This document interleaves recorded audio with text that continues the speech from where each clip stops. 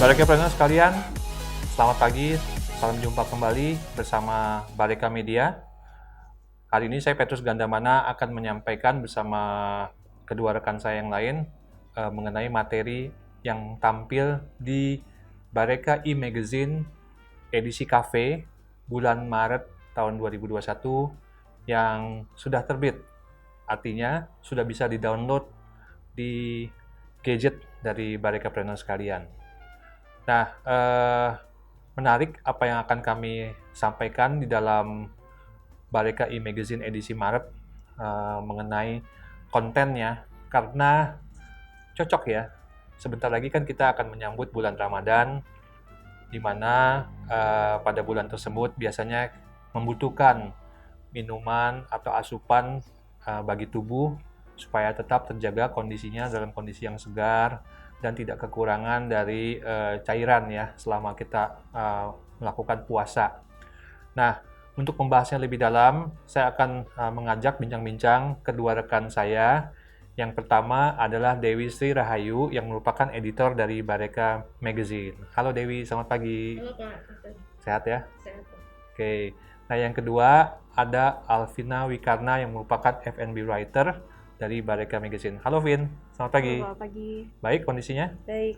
Segar ya setelah minum teh kayaknya.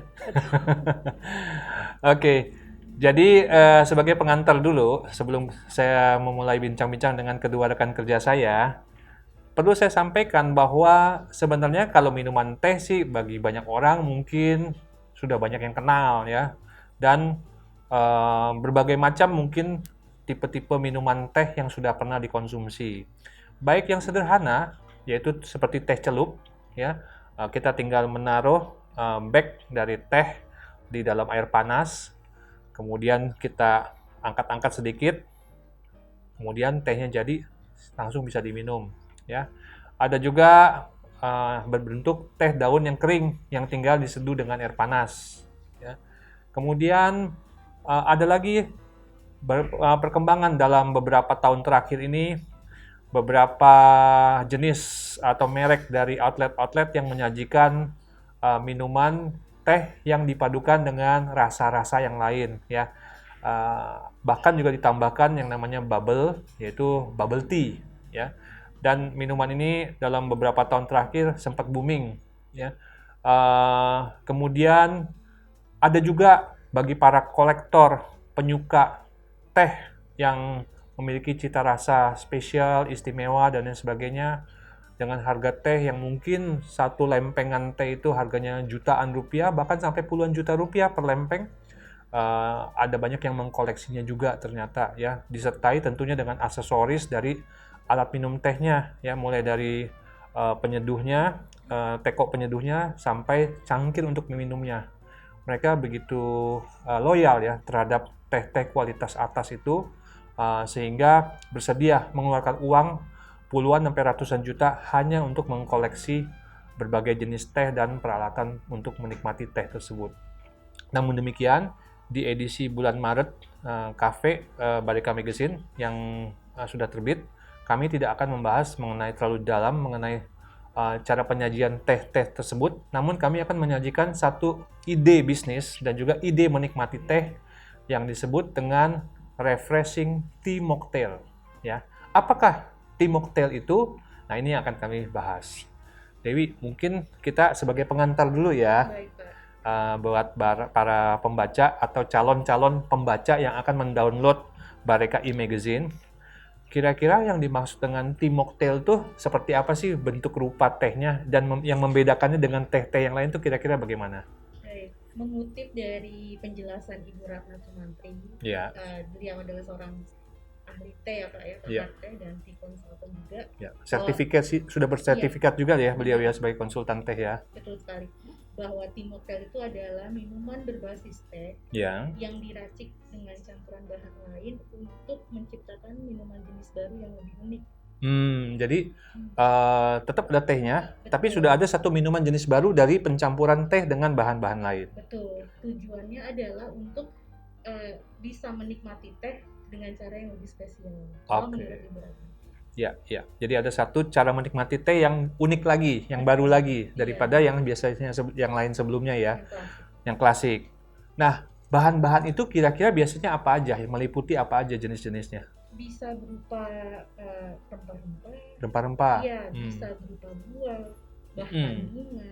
bunga. Iya, dan iya berbagai macam ya Pak yang bisa diracik. Tapi ini kembali lagi saya mengutip dari Ibu Eliawati Erli. Beliau adalah Vice President Director dari PT David Roy Indonesia selaku distributor tunggal dari Dilmati Indonesia. Dilmati.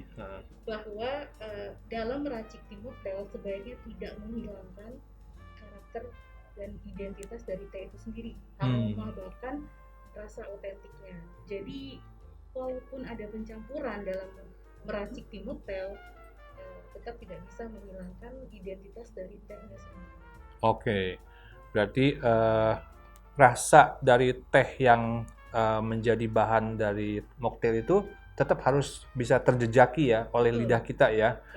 Tidak bisa rasa itu hilang sama sekali, Mama terganti oleh rasa buahnya. Ya, jadi tetap harus ada ya. Harus ada. Unsur rasa teh itu ya. Iya, Pak. Walaupun sudah dicampur-campur dengan rempah-rempah, buah-buahan, atau mungkin juga flavor-flavor yang sirup yang ada rasa flavor, mungkin mint ya. Iya, betul. Ya. Nah, biasanya untuk orang yang meracik mocktail ini, apakah harus memiliki keterampilan tertentu atau ini bisa dipelajari dengan mudah dan sederhana membuat mocktail ini? Iya, kalau dari Ibu Ratna sendiri sebenarnya memang ada seperti yang mixologis gitu ya Pak. Tapi tentunya juga siapapun yang memang memiliki passion terhadap teh, yang diawali harus memahami tehnya itu dulu. Karena itu basicnya. Iya, iya. Karena teh itu bukan hanya satu aja ya, tapi ada ragamnya ya. Mulai dari teh yang biasa yang kita kenal itu seperti yang warnanya coklat, warna ketika diseduh, misalnya teh ulung ya. Atau juga teh apa lagi ya, yang selain teh ulung, teh hitam. Teh hitam, ada white tea, ya, green tea, ya, pu'er, ya. Nah, itu semua kalau kita bisa memahami dari karakter si tehnya itu sendiri, akan lebih bagus lagi. Sehingga kita bisa memadu-madankan antara karakter teh itu dengan bahan-bahan lainnya ya. Tanpa menghilangkan identitas tehnya. Baik. Biasanya kalau mocktail ini disajikan dalam kondisi dingin atau panas? Kalau dari Bu Erli bisa disajikan panas juga Pak. Bisa disajikan panas. Walaupun memang banyak di kafe-kafe itu yang lebih ke arah cold drink ya Pak. Cold drink. Refreshing mocktail. Nah, kita kan sering dengar kata koktail ya. Iya Pak. Apa yang membedakan koktail dengan mocktail? Tidak adanya penggunaan alkohol di dalam mocktail. Oh, kalau mocktail pasti tidak memakai alkohol. Iya. Kalau koktail ada kemungkinan memakai alkohol. Sudah dipastikan malah ya, pasti ada alkoholnya di dalam koktail ya. Betul. Kalau mocktail tidak ada alkohol. Betul. Oke, itu yang membedakan antara koktail dengan mocktail. Jadi Anda kalau dengar kata mocktail, Anda mungkin bingung ya. Apa sih yang membedakan dengan koktail? Nah, ini penjelasannya. Koktail pasti mengandung alkohol dalam bentuk berbagai macam ya. Alkoholnya yang ditambahkan di sana ya. Aneka macam jenis minuman beralkohol. Kalau di mocktail sudah pasti tidak memakai materi yang beralkohol. Dan untuk mocktail ini ya mungkin sebagian besar dingin mungkin ya penyajiannya, tapi juga ada yang panas. Bisa juga disajikan. Bisa juga disajikan panas. Oke. Apakah ada prasyarat tertentu, umpama jumlah bahan yang ditambahkan, umpama minimal 3 selain teh, sehingga disebut mocktail? Umpama gini, saya campur teh dengan peresan jeruk lemon. Apakah itu bisa dikatakan mocktail atau belum bisa dikatakan mocktail? Umpama gitu, ada nggak ya semacam definisi semacam itu juga penjelasannya? Kalau penjelasannya memang lebih ke arah cara meracik, tapi tidak sampai lebih ke detail itu sih Pak dari baik dari Bu Ratna maupun Bu Eliawati. Tapi memang tadi balik lagi bahwa yang harus dipegang oleh para peracik minuman adalah jangan sampai meniadakan identitas tehnya. Oke.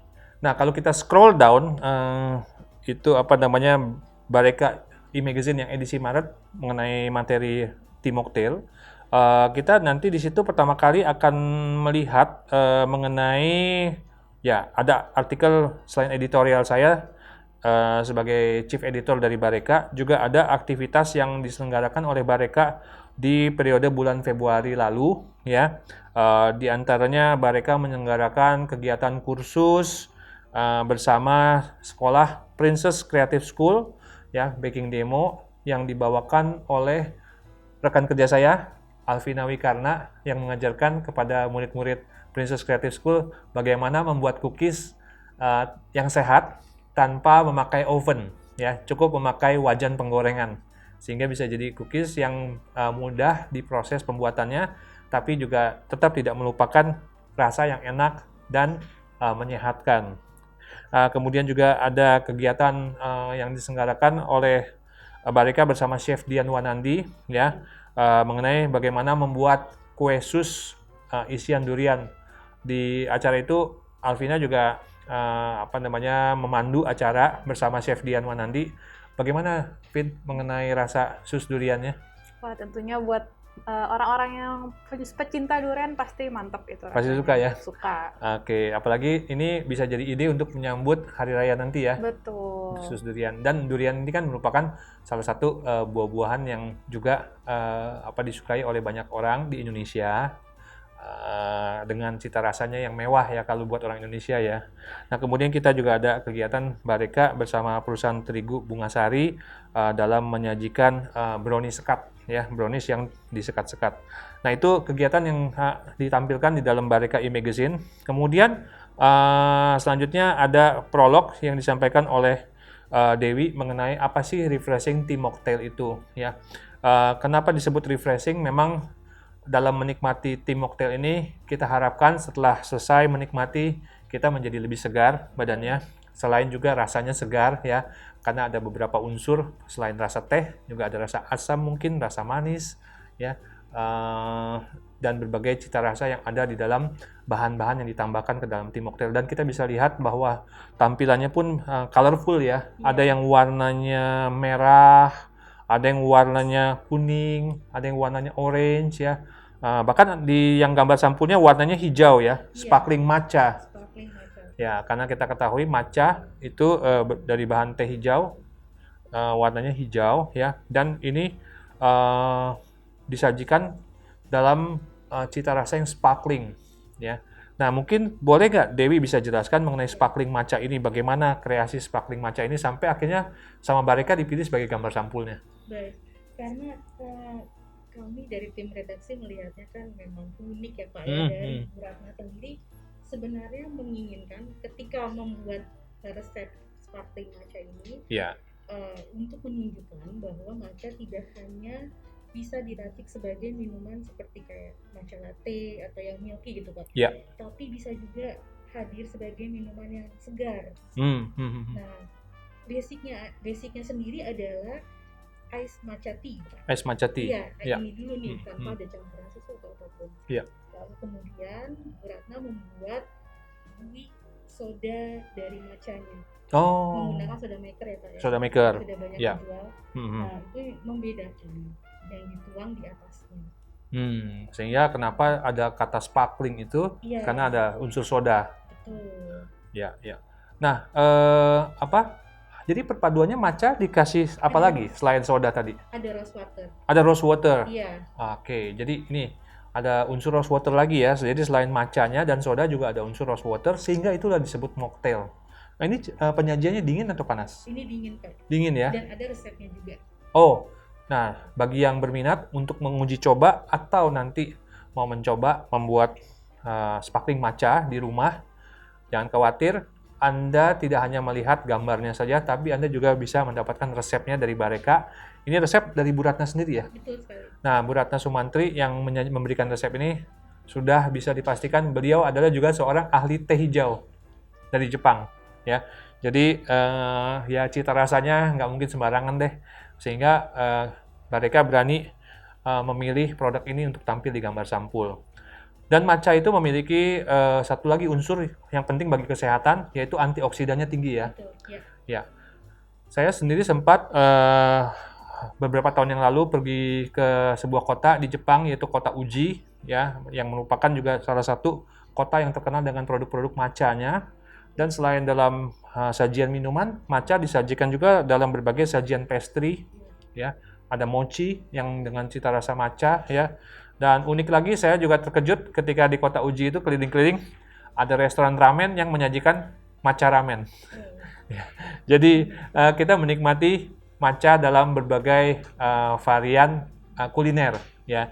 Nah, kalau di Indonesia matcha ini mungkin mulai naik daun dalam beberapa tahun terakhir, ya. Betul, Pak. Mungkin seiring dengan bangkitnya kesadaran akan kesehatan, maka matcha yang dilihat punya feature membantu untuk meningkatkan antibodi dalam tubuh kita, Ya. ternyata sekarang menjadi pilihan bagi banyak para penikmat teh. Betul. Ya.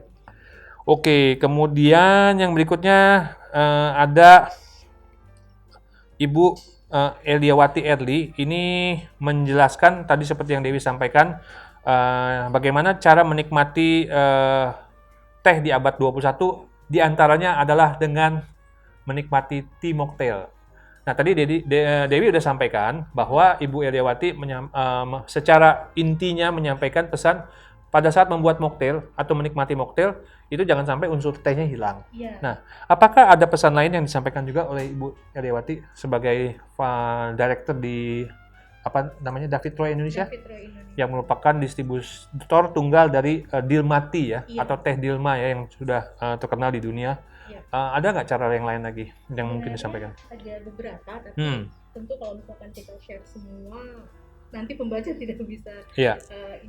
untuk mengekspor artikelnya. Tapi beliau ada untuk kayak meracik tea mocktail itu, lalu kemudian ada mengenai bagaimana tea mocktail sudah menjadi gaya hidup dia sekarang, jadi pilihan banyak kalangan, termasuk kalangan kelas atas di Indonesia gitu, di kota-kota besar di Indonesia yang sudah seperti tea mocktail ini seperti tea gastronomi gitu Pak di Indonesia. Oke. Jadi di halaman 21 disampaikan bahwa teh yang terbaik adalah teh yang smooth. Ya, jadi cita rasanya harus smooth, ya, atau tidak meninggalkan kondimen pada aftertaste-nya, serta full body dan rasa yang padat. Oke, nah kemudian juga jenis-jenis teh yang bisa menjadi bahan untuk tea mocktail, ya. Tadi kita sudah sampaikan juga ada black tea, green tea, semi fermented tea atau oolong tea, and then white tea. Kemudian juga ada, nah ini ada satu lagi bahan yang bukan dari daun teh, tapi sering dikategorikan sebagai teh juga, ya, yang disebut dengan tisannya. Tisan. Oke. Nah, kemudian juga teh ternyata bisa dipakai untuk bikin produk-produk non minuman, ya, seperti contohnya pastry dan lain sebagainya, ya. Oke. Nah, kemudian juga ada profil penjelasan dari Ibu Ratna Sumantri mengenai apa itu teh, ya, bagaimana proses tata cara membrewing atau menyeduh teh, ya, suhunya, ya. Jadi kalau white tea itu ternyata suhu seduhnya tidak sama dengan green tea, ya. Juga tidak sama dengan oolong tea dan tidak sama dengan black tea juga, ya. Itu ada di halaman 24, ya. Nah, saya baru dengar kabar tuh dari teman saya. Jadi setelah dia mendownload majalah Bareka e-magazine ini, yang edisi teh ini, dia mengirim pesan singkat kepada saya. Wah, terima kasih materi yang disampaikan oleh Bareka untuk e-magazine edisi Maret ini.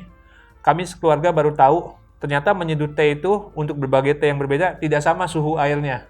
Selama ini kami yang penting airnya sampai mendidih dulu baru kami seduh ke teh hijau. Padahal di sini teh hijau disampaikan suhunya antara 70 sampai 80 derajat saja. Berarti air tidak sampai mendidih mestinya. Kan air mendidih di suhu 100 derajat. Sehingga overboiled, ya, mungkin, ya.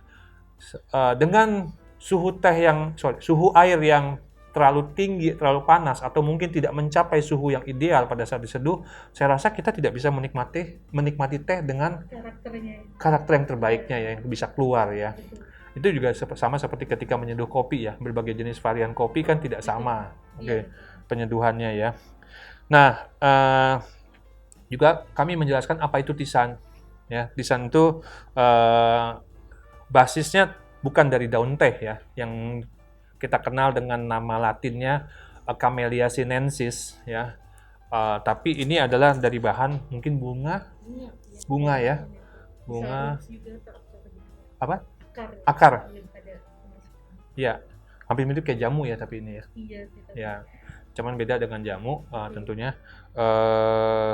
Berikutnya adalah apa yang akan menjadi tren di tahun 2021 dari sisi bagaimana menjadi seorang mixologist ya. Nah, mixologist ini kira-kira kegiatan kerjanya apa saja yang bisa disampaikan dalam artikel ini? Sebenarnya lebih ke membuat kreasi ya Pak, dari kalau misalkan di novel dalam artikelnya memang membuat kreasi dari teh yang biasa menjadi minuman baru yang unik. Tadi balik lagi dari penjelasan awal karena mengenai novel itu sendiri.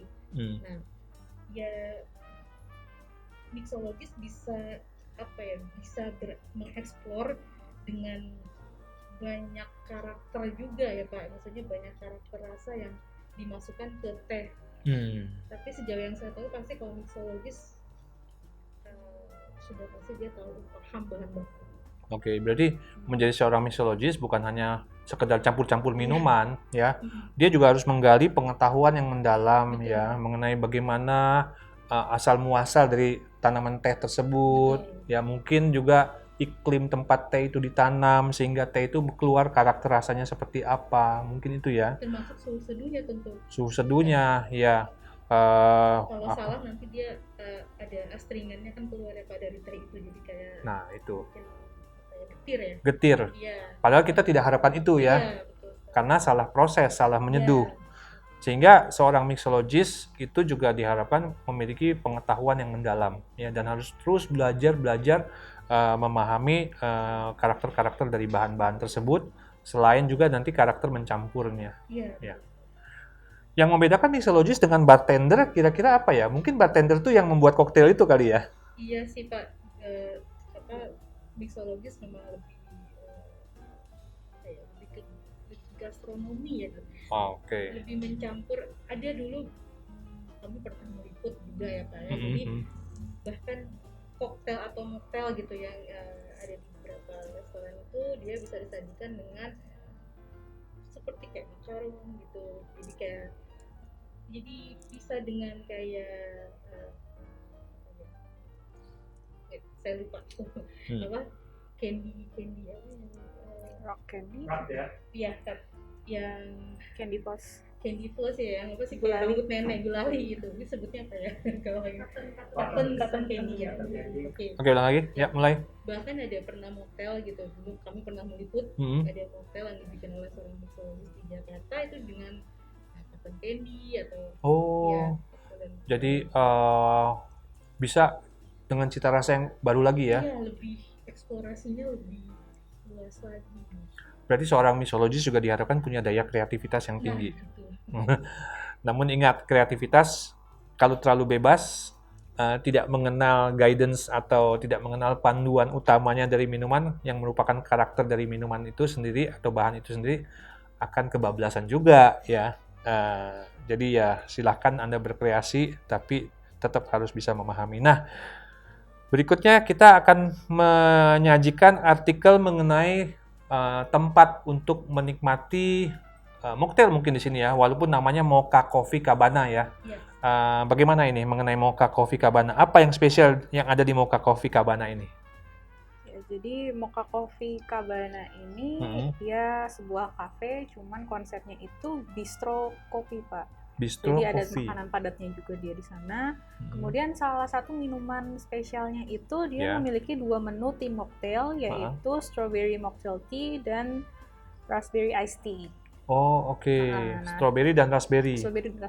Nah, di sini dia pakai base dari mocktailnya ini black tea. Black tea. Dua-duanya black tea. Dia kemudian ditambahin dengan sirup dan juga buah segarnya. Ada buah segarnya Ada juga. buah segarnya Yang tadi di- strawberry dan raspberry itu ya. Ya, di strawberry sih Pak yang ada buah segarnya. Oh, di Nanti kalau strawberry-nya. misalnya pembaca bisa lihat di artikel tersebut, Mm-mm. ada fotonya itu menggugah selera sekali ya. Iya. Warna merahnya tuh bikin seger. Ada buih-buih di atasnya Betul. juga ya. Di samping juga ditaruh potongan buah strawberry di pinggir dari gelas penyajiannya. Betul. Nah, di sini juga barista dari Mocha Coffee Cabana Mhm. yang bernama Yuda Flo itu Mhm. memberikan beberapa tips bagaimana caranya membuat tea mocktail, mulai dari kayak cara pengocokannya yang harus di shaken bukan di stir. Kemudian Oke. juga ada pemilihan tehnya, terus juga sampai suhu berapa sih teh ini diseduh. Shaken not stir. Jadi itu akan memberi suatu cita rasa yang berbeda kali ya, Betul. antara di shaken dengan diaduk stir ya. Di sana juga ada sajian makanan. Kita tidak lupakan informasi mengenai sajian makanan di Mocha Coffee, yaitu roti yang memakai apa tuh bahan dari charcoal ya, Iya, betul, dari charcoal. Jadi warnanya hitam, namanya itu blackjack. blackjack, Semacam burger. semacam burger, cuman rotinya warnanya hitam. Warnanya hitam. Hitamnya dari charcoal. Nah, buat yang belum tahu charcoal itu apa, charcoal itu bahan arang sebenarnya ya, arang ya yang sudah ditumbuk jadi halus, namun tetap food grade ya. Dan charcoal ini sendiri diketahui banyak juga bisa membantu proses pencernaan tubuh, sehingga ya kita tahu ya charcoal itu kan kalau di obat untuk orang yang mengalami apa namanya sakit perut itu bisa menyerap bakteri ya yang kita sebut norit ya, itu bubuk hitam. Oke. Nah, kemudian berikutnya lagi adalah Casper. Casper ini apa nih, tempat apa, menikmati apa di Casper ini? Wah, tempatnya juga kelihatannya keren banget ditampil di fotonya apa Bareka E-Magazine. Ya, baik, ini ada sebuah restoran yang menyajikan kuliner Spanyol dan American Grill Spanyol dan American. dengan basic di beverage-nya itu lebih ke arah eksperimental cocktail dan mocktail.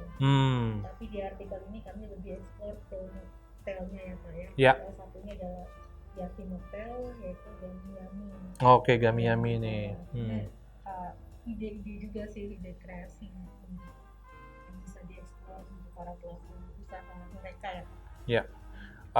Dan di Casper ini juga mereka selain menyajikan minuman tadi, koktail dan mocktail ya, yang ada Gami Yami, juga ada sajian yang namanya apa nih? Arroz Negre de Alcante. Negre ini mungkin hitam artinya ya. Dari tinta cumi ya. Ya.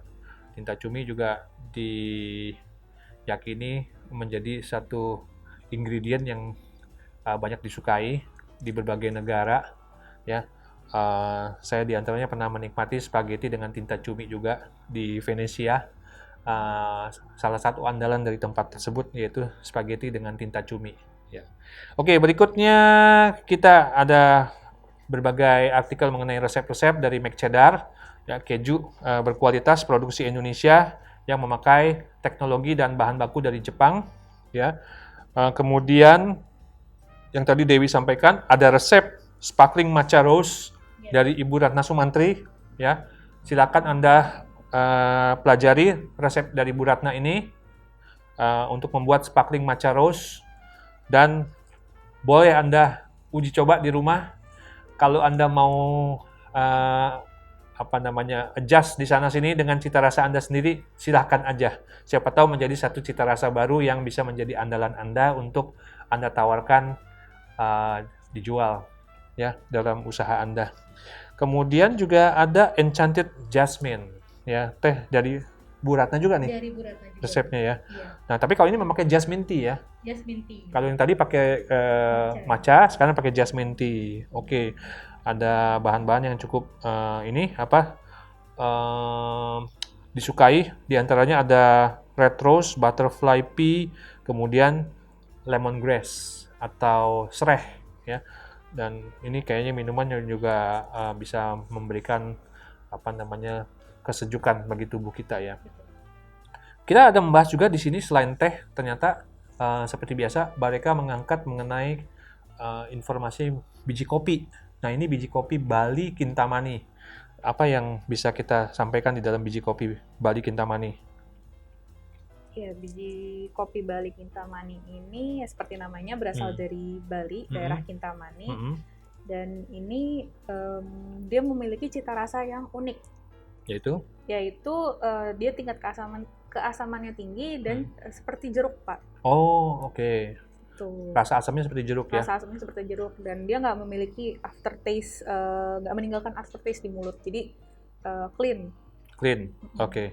Ini penyeduhannya dengan cara V60 nih ya? Penyeduhannya menurut Evany Jesslyn yang dari First Crack Coffee yang memiliki biji kopi Bali Kintamani ini paling cocok diseduh dengan metode V60. V60.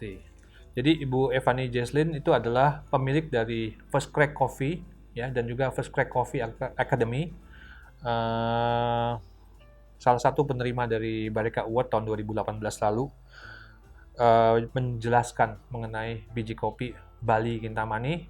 Bagi Anda yang berminat untuk menikmati biji kopi Bali Kintamani dengan sajian V60, silahkan datang ke First Crack Coffee ya, dan Anda bisa buktikan bagaimana cita rasa biji kopi Bali Kintamani dengan sajian jeruk ya di sana ya. Oke, kemudian ada informasi bahan baku, namun terkait dengan tema kali ini yaitu mocktail, kami sajikan bahan bakunya mengenai sirup yang hadir di pasar Indonesia untuk membuat mocktail. Ada dari Monin ya, kemudian dari Tofin itu sirupnya Febri ya, dari Italia ya. Oke. Dan terakhir ada juga artikel yang membahas mengenai kasus pelanggaran rahasia dagang, metode pengolahan dan jalur distribusi kopi oleh pakar intelektual hak atas kekayaan intelektual ya, HAKI, yaitu Bapak Doni Seo Putra, yang membahas studi kasus dari pelanggaran distribusi dan rahasia dagang biji kopi yang terjadi di kasusnya di daerah Sulawesi sana. Seperti apa kasusnya ini dan bagaimana putusan dari pengadilan atas kasus ini, silakan Anda baca Bareka e-Magazine edisi Maret 2021, dan bagaimana caranya mendapatkan Bareka e-Magazine 2021 Maret 2021, silakan klik download di link di bawah ini ya. Anda langsung bisa mendapatkan link untuk mendownload Bareka e-Magazine dengan mudah dan nyaman membacanya di smartphone Anda, karena Bareka sudah merancang desain layout dari Bareka e-Magazine pas untuk ukuran smartphone Anda. Jadi tidak perlu di pinch out ya untuk membaca dengan nyaman di mata Anda ya. Kira-kira demikian bahasan dari kami mengenai Refreshing Tea Mocktail yang menjadi tema utama di Bareka e-Magazine edisi Maret 2021 bersama rekan kerja saya Dewi Sirahayu dan juga Alvina Wikarna, yang mudah-mudahan tema yang dibahas kali ini bisa membawa ide bisnis yang baru bagi usaha Anda. Terima kasih telah menikmati dan mendengarkan acara ini, dan sampai jumpa di bahasan Bareka e-Magazine yang berikutnya. Salam sehat selalu dan sampai jumpa.